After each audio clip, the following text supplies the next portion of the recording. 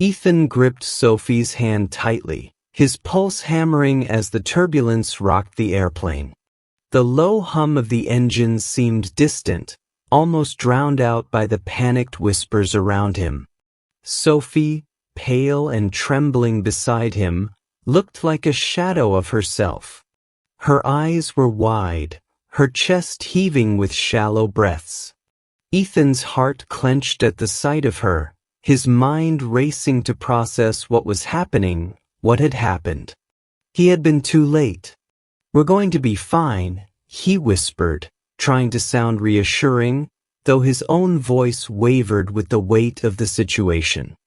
His eyes darted to the flight attendants, who were still struggling to maintain a semblance of order as the plane jolted through the air. They were used to turbulence, sure, but this felt different. More violent. The warning lights above flickered erratically. The plane had been like this for the last 20 minutes, rocking and swerving as if the sky itself was trying to swallow them whole. But it wasn't the turbulence that made Ethan's stomach twist in knots. It was Sophie. She had never looked so fragile before. Her usually composed demeanor was gone, replaced by an almost childlike vulnerability. Her hands were cold, clammy in his grip, and her forehead was damp with sweat. Her lips were parted, but she didn't speak. She couldn't speak. Her breathing was too erratic. "Breathe, Sophie. You have to breathe," Ethan urged, his voice hoarse, desperate. He adjusted his grip on her wrist, trying to guide her hand to her chest, urging her to take slow, deep breaths. He wasn't sure if it would help. Nothing ever seemed to help when Sophie was in this state. But he had to try. Sophie's eyes flicked to his for the briefest moment, a broken look in them. It made him feel like his whole world was crumbling, like all of this was his fault. She had only agreed to go on this trip because Ethan insisted. She hadn't wanted to leave the city, not after everything that had happened. But he had begged her, promising that getting away for a while would help. But instead, it felt like their worst nightmare was unfolding at 30,000 feet. "I'm sorry," Sophie whispered, her voice cracking, barely audible over the noise of the turbulence. Her breath hitched again, and Ethan could see the panic rising in her chest. The apology, his stomach twisted. He didn't know if it was directed at him or herself. And he didn't know which one hurt more. "Don't apologize. You're not the one who's..." Ethan's words were cut off as the plane lurched violently. It felt like the aircraft had dropped several feet in the air, the sudden jolt throwing him forward. Sophie gasped, clutching his arm with a grip so tight it hurt. The cabin lights flickered again, and then, for a terrifying moment, went completely dark. Silence filled the space before a few passengers began to murmur anxiously. Ethan felt Sophie flinch beside him, the fear in her body contagious. His own breath quickened, his heart hammering in his chest as he reached for his phone, his hands shaking. The screen flickered to life, and he saw the call he had been trying to ignore, the one that had come just before they boarded the plane. It was her. His wife. Sophie's hand was still clutched in his, but for some reason, the phone's screen felt like a weight, like a chain pulling him back into the nightmare that had been their lives for the past year. Ethan swallowed hard and pressed the button, answering the call before he could think better of it. "Ethan," the voice on the other end said, her words frantic. "She's missing. I tried to reach you, I tried everything." "She's been taken?" The words echoed in Ethan's mind, blending with the roar of the wind as the turbulence worsened. He hadn't understood then. It had been too much to comprehend in that moment. But now, with Sophie beside him, gasping for breath, it all started to make sense. He had thought it was a mistake, that maybe the call had been a twisted prank, an overblown accusation, a misunderstanding. But now he realized the truth. Sophie's disappearance wasn't an accident. It had been orchestrated, taken. His mind raced back to the last few months, how her behavior had changed, how her moods had become unpredictable, how she had started to distance herself, both emotionally and physically. Ethan had been so caught up in the whirlwind of his work, his career, that he hadn't seen it. He hadn't noticed the late-night calls, the sudden absences, the way Sophie had started avoiding him, her eyes clouded with guilt. And now the airplane ride, the panic, the terror. The emergency lights flickered back on, and Ethan could see the sweat on Sophie's brow, the way her body trembled as if she was freezing despite the heat of the cabin. She looked up at him again, and for the first time, he saw something that made him falter, a raw, deep fear. "I didn't know what to do," she said, her voice barely above a whisper, her eyes locked on his as if searching for some semblance of understanding. I thought I could keep it from you. I didn't know how to tell you. I didn't know how to stop it." The words hit him like a punch to the stomach.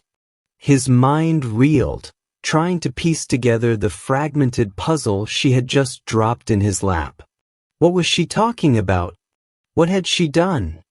And who had taken her? Before he could ask, the intercom crackled to life, the pilot's voice steady but urgent. "We are experiencing severe turbulence. Please remain seated and fasten your seatbelts. We are diverting to a nearby airport for an emergency landing. I repeat, we are diverting to a nearby airport for an emergency landing." A sense of dread washed over Ethan as he looked down at Sophie, whose face had gone ashen.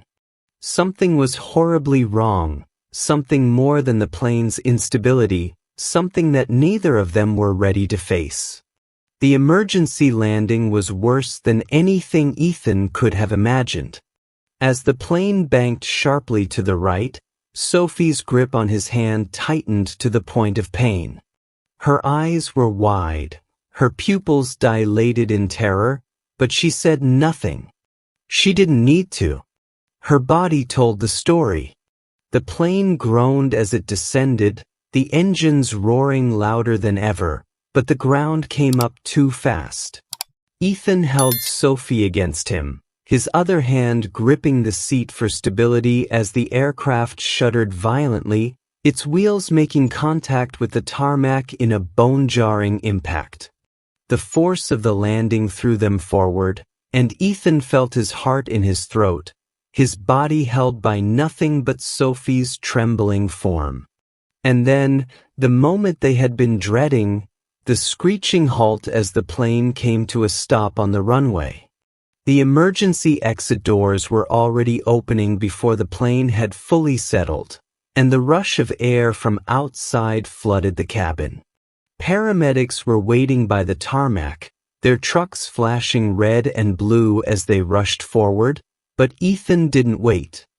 He was already moving, pulling Sophie into his arms and half carrying her down the aisle.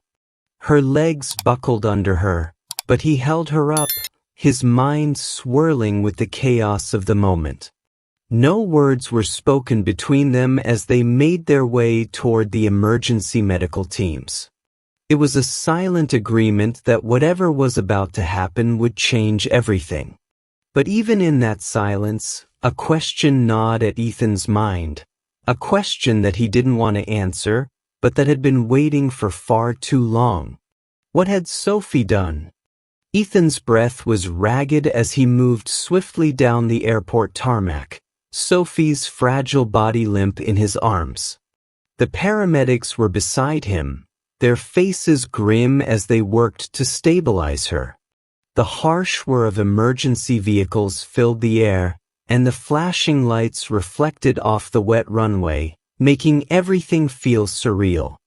"Sophie, hang on," Ethan whispered, though his words were more for his own sake than hers.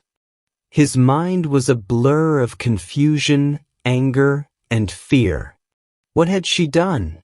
What had happened to her? But there was no time for answers now. Only action. Only survival. The paramedics worked efficiently but with the urgency that the situation demanded. They checked her vitals, blood pressure, pulse, and oxygen levels before strapping her onto a gurney. One of them, a woman in her late 30s, nodded toward Ethan. "Stay with her, sir," she said, her voice firm but kind. She wasn't asking, she was telling him. Ethan felt an unexpected surge of gratitude for her composure in the chaos. "Of course," he replied, his voice tight, his knuckles white as he gripped Sophie's cold, clammy hand. "I'm not leaving her." As they loaded Sophie into the back of the ambulance, the doors slammed shut with an unnerving finality. The sound seemed to echo in Ethan's chest. They were on their way to the hospital now, but the journey felt endless. Every bump in the road jolted his nerves, each minute stretching longer than the last. Inside the ambulance, the paramedics continued their work, but Ethan remained focused entirely on Sophie. Her face was pale, her lips tinged with a faint bluish hue, her eyes barely open. She seemed so small, so broken, lying there like a child who needed to be protected from the world, from everything that had happened. Ethan's stomach twisted as he watched her struggle to breathe. "Her oxygen levels are low," the female paramedic said, checking the monitor. She adjusted the oxygen mask over Sophie's nose and mouth. "We need to get her to the ER immediately." Ethan nodded, his throat tight. The paramedic wasn't just speaking to him, she was trying to keep him from falling apart. Sophie needed him. He couldn't lose her. Not now. Not after everything. As the ambulance sped toward the hospital, Ethan replayed the events of the past few hours in his mind.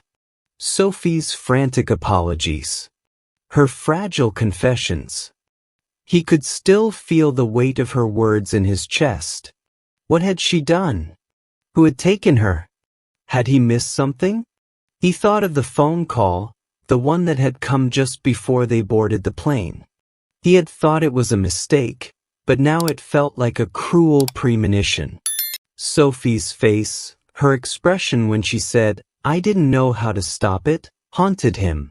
But there was no time to dwell on questions that had no answers. Sophie needed him, and he would be damned if he didn't do everything in his power to help her. The hospital loomed ahead, its lights blinding in the darkness, the sirens of the ambulance signaling their arrival. They pulled into the emergency bay, where a team of doctors and nurses was waiting. The doors opened, and paramedics swiftly moved Sophie out of the ambulance, pushing her toward the trauma unit. Ethan stayed by her side, but as they wheeled her away, he was stopped by a nurse. Her eyes were focused, but there was something else in them, something cold, detached. She seemed unaffected by the crisis, like it was just another night in the ER. "You can't go in with her," the nurse said, her voice clipped. Ethan's stomach tightened. "I'm her husband," he snapped, his voice rising. The tension in the room was palpable. He could feel the nurse's gaze narrowing, like she was judging him. The unspoken judgment that had followed him for weeks, the whispers, the accusations. It wasn't the first time someone had looked at him like this. But this time, it felt different. The weight of Sophie's condition made it feel personal. Like they all knew something he didn't. "I'm sorry, sir," the nurse continued, her tone a little more patronizing now. "We need to stabilize her first. You'll have to wait." The word stung. Ethan could feel his face flush with a mixture of humiliation and frustration. But he swallowed it down. There was no time for pride or anger. Sophie needed him, even if the nurse didn't think so. He stood back, watching as the doctors and nurses rushed to save her, his fists clenched at his sides. The walls of the ER were white, sterile, a cold contrast to the chaos he felt inside. But as the team worked, Ethan's mind kept racing. The fear he had felt on the plane was now mingling with a deep sense of dread. There were questions he couldn't answer, questions that aided him with each passing second. Who had taken her? Was this about the affair? Was Sophie involved with someone else? The thought of it twisted his insides, but he couldn't let that take over. He couldn't let his suspicions push him away from her. He had to stay focused. Had to keep fighting for her. The minutes dragged on, each one more excruciating than the last. The hospital corridors seemed endless, and Ethan paced back and forth, trying to steady himself, trying to hold onto the last slivers of control. Finally, the door to the trauma unit opened. A young doctor stepped out, his face tense. Ethan moved toward him, heart hammering in his chest. "How is she?" Ethan's voice cracked as he asked the question that had been eating at him. The doctor looked at him for a long moment, then spoke with a tone that made Ethan's stomach drop. "She's critical. We're doing everything we can, but she's not out of danger yet. There's a lot we still need to determine." Ethan's breath caught in his throat. "What do you mean? Is she going to make it?" The doctor hesitated, as though weighing his words carefully. "We'll know more after the tests, but we need to consider all possibilities." All possibilities. Ethan felt the weight of those words in his chest. The room seemed to spin, and for a moment he thought he might collapse. But then, through the panic and fear, a single thought cut through everything. Sophie had been hiding something, and whatever it was far worse than anything he had imagined. The sterile white walls of the waiting room felt like they were closing in on Ethan as the hours dragged by. His body was exhausted, but his mind wouldn't stop racing. He had barely slept the past few days, the weight of Sophie's condition gnawing at him, the unanswered questions swirling around him like a storm. Finally, the door to the waiting area opened, and the same young doctor from earlier stepped inside, his face grim but not as taut with anxiety. Ethan shot to his feet, his heart leaping in his chest. "Mr. Harris?" the doctor began, his voice steady. "Sophie is stable. We were able to stop the internal bleeding and address the most critical injuries. She's in recovery now." Ethan's breath caught in his throat. Stable. The word didn't feel real, but it was the best news he'd heard all night. He felt a momentary rush of relief, the tension in his chest loosening just a little. But it wasn't enough to erase the gnawing dread that still clung to him. Sophie was alive, but at what cost? "Can I see her?" Ethan asked, his voice raw, almost pleading. The doctor nodded. "We'll allow you in shortly, but she's heavily sedated, and there's still a lot we don't know. Her recovery will take time." Ethan didn't care. All he wanted was to be with her.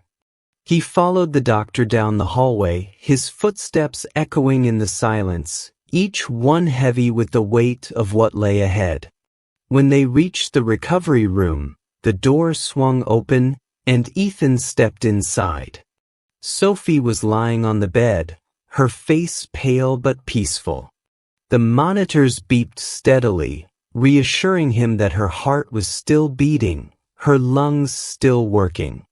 But it didn't change the fact that she was hooked up to machines, unconscious, vulnerable. He pulled up a chair beside her, grasping her hand gently, careful not to hurt her. She was alive. But there were too many unanswered questions. Too many things that didn't add up. And as Ethan sat there, watching Sophie's fragile form, a new feeling washed over him, something darker than fear. Something that burned like fire deep in his chest. Whatever had happened to her, whoever had been behind this, Ethan was going to find them, and he would make them pay. The nurse entered quietly, giving him a respectful nod. "She's going to be all right for now," she said softly. "But you need to take care of yourself too." Ethan didn't respond. His focus was entirely on Sophie. His mind was already planning the next step. He would get answers. He would get justice for her. But as he watched her sleep, the thought kept clawing at the back of his mind. Who had done this to her? And what? Ethan stood in the sleek corporate office of the airline, his hands clenched into fists at his sides. His jaw was tight, and his gaze burned with the kind of fury that only a man who had seen the woman he loved almost die could understand.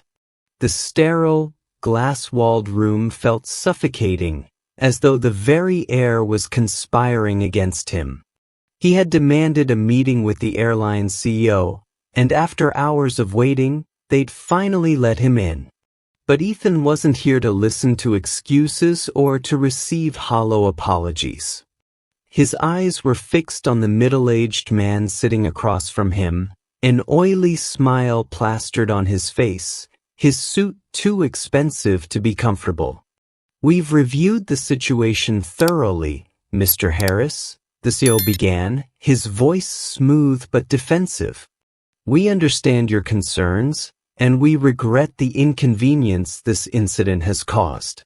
We're taking immediate steps to ensure such a thing doesn't happen again." Ethan didn't let him finish. He slammed his hand on the desk, making the papers and coffee cup jump. "Inconvenience? My wife almost died. And it wasn't just turbulence. Your pilot, your staff, refused to make an emergency landing when they knew the situation was critical." The CEO's smile faltered for a second, but he quickly recovered, folding his hands neatly on the desk. "The pilot followed protocol. The turbulence was severe, yes, but the decision to proceed was based on the belief that the situation could be controlled." Ethan's face twisted in disbelief. "Controlled? My wife was suffocating, barely able to breathe. And you think protocol mattered more than her life?" He leaned in, his voice low but seething with rage. "No, I don't want your apologies. I want real changes. I want to know that no other passenger will ever go through what Sophie just did. And I want that pilot held accountable for making a decision that almost killed her." The CEO's eyes narrowed, and Ethan could see the internal battle behind them. But there was no room for negotiation. "This is not about compensation or apologies, Mr. Harris," Ethan continued, his voice cutting through the tension.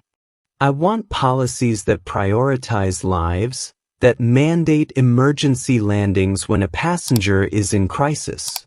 I want to guarantee that no one else will be left to die because your airline values deadlines over human beings." The silence stretched between them, thick and uncomfortable.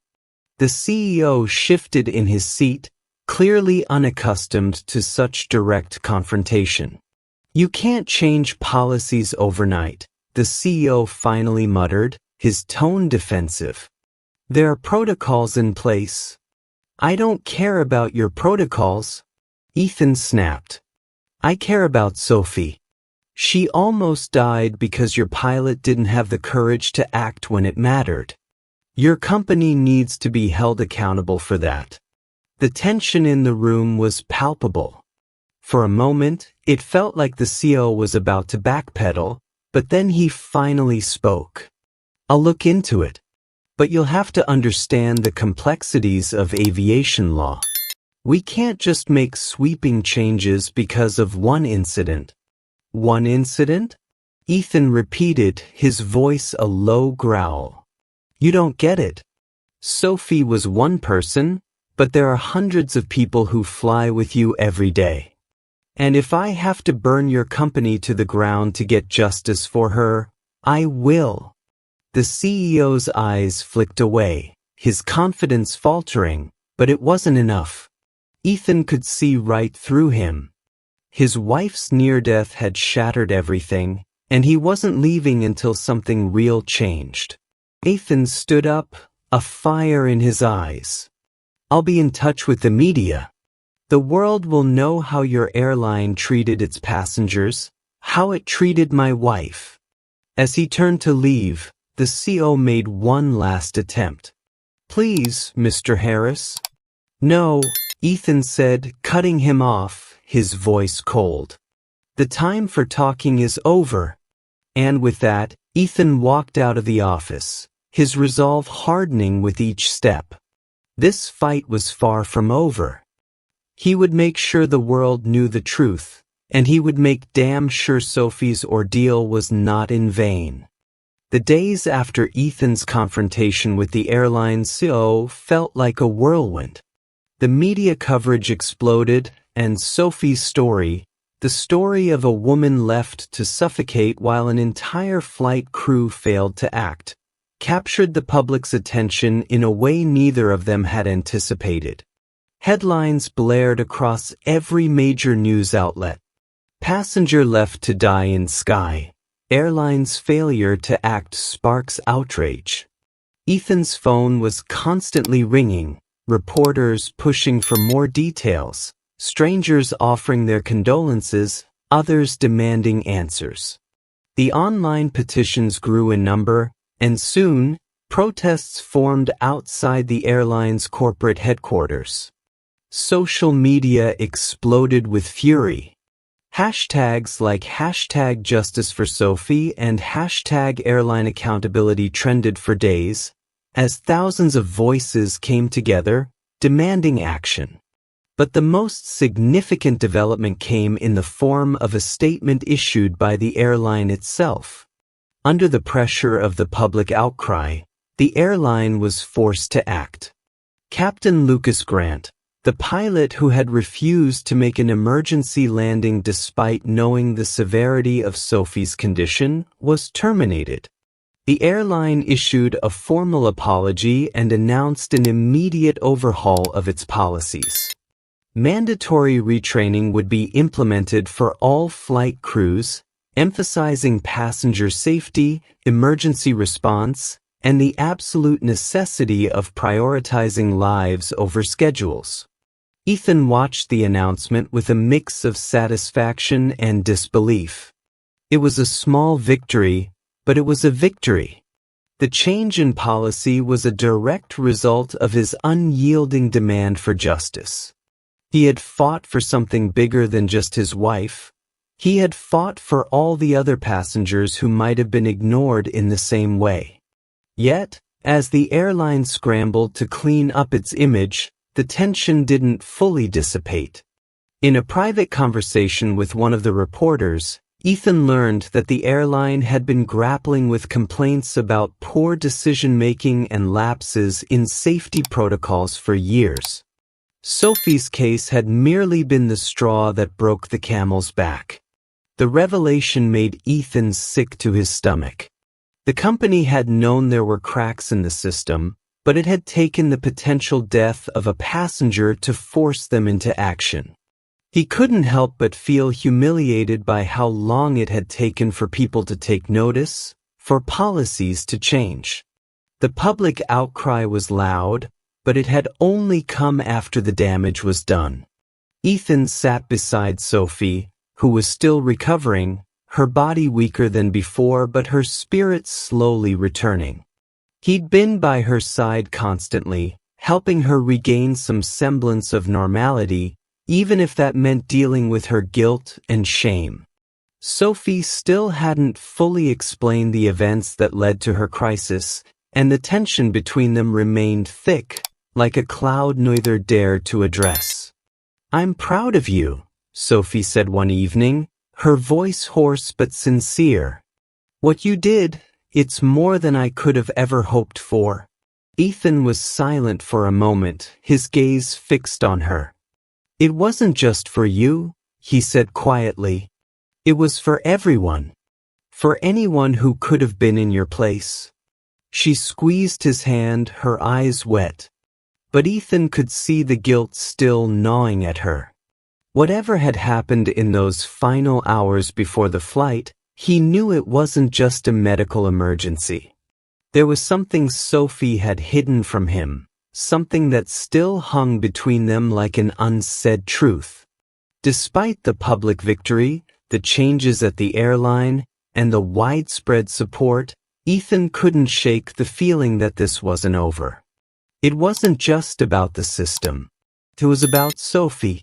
The mystery that had led to her collapse in the first place still remained. And no matter how much justice he'd fought for, there was still one thing that haunted him more than any of it: the question of what she had been hiding.